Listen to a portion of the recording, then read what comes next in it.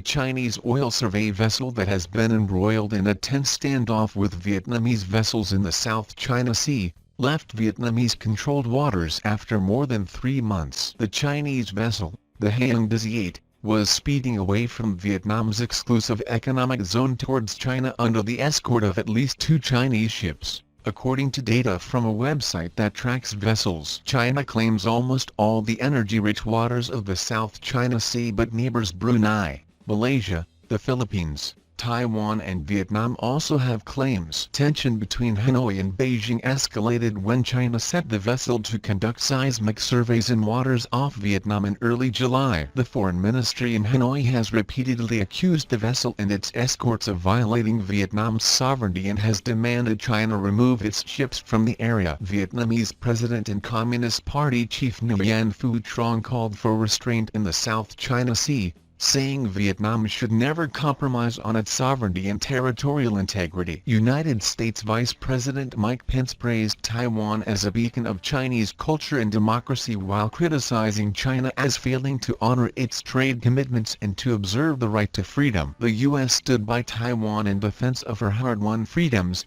he said. We have authorized additional military sales and recognized Taiwan's place as one of the world's great trading economies and beacons of Chinese culture and democracy. Furthermore, China has been turning up the pressure on the democracy in Taiwan over the past year, using checkbook diplomacy to induce 2 more nations to switch diplomatic recognition from Taipei to Beijing, he said, referring to the Pacific nations of the Solomon Islands and Kiribati. In this speech on the U.S. relationship with China, Pence again blasted Beijing as suppressing freedom of speech and religion, engaging in unfair trade practices, and stealing U.S. intellectual property. China has also broken its 2015 pledge not to militarize the South China Sea, he said, adding that China has deployed advanced anti-ship and anti-air missiles at military bases constructed on artificial islands in the area. In Taipei, the Ministry of Foreign Affairs expressed thanks for Washington's consistent support,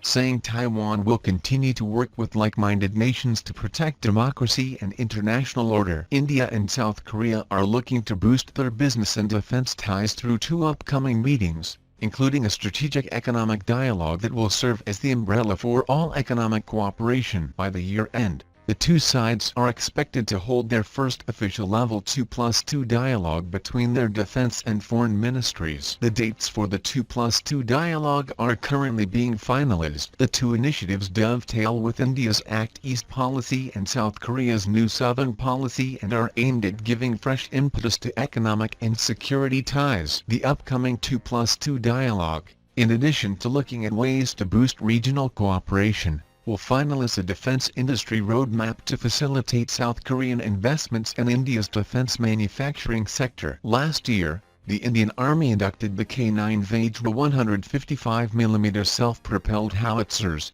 which are being built by L&T with support from Hanwha Techwon of South Korea. Thanks for watching. Please like, share, and subscribe.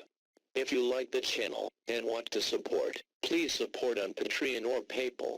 The details are given below in the description.